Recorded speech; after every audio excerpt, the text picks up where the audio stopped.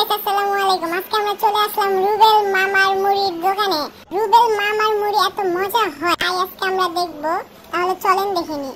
রুবেল মামা প্রথমত মুড়ির সাথে ছোলা দিয়ে ঘুগনি আর তার একটা স্পেশাল মশলা দিয়ে মুড়িটি মাখাচ্ছে এবং এই মুড়িটি শেষ পর্যন্ত আমরা যখন খেয়েছিলাম তখন মুড়িটি ছিল অস্থির। রুবেল মামার মুড়ি কিন্তু ঝালের জন্য বিখ্যাত। এই মামা একসাথে 10-20টা বোম্বাই মরিচ 20টা কাঁচা মরিচ দিয়ে মুড়ি মাখিয়ে দেয় এবং তা খেয়ে মানুষের অবস্থা খারাপ হয়ে যায়। রুবেল মামা মুড়িতে মরিচ বেশি দেওয়ার জন্য 1 টাকাও বেশি রাখে না।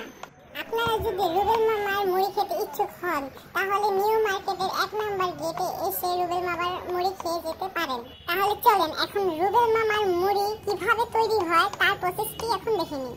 প্রথমে তো রুবেল মামা কতগুলো লেবু কেটে নিল, তারপরে সেই সরিষা বাটা দিয়ে মুড়ির উপর ছিটিয়ে তারপরে কতগুলো ছোলা দিয়ে মুড়িটি ঘুনি নিয়ে মাখাচ্ছে এবং তার সাথে আলু দিয়েছে কিন্তু এবং রুবেল মামা মুড়ি মাখাচ্ছে। আপনারা যদি বেশি স্পাইসি খেতে চান তাহলে রুবেল মামাকে বলে দিবেন স্পাইসির কথাটা। আপনারা যদি ঝাল খেতে না চান তাহলে রুবেল মামাকে আলাদা করে বলে দিবেন, তাহলে রুবেল মামা ঝাল দিবে না।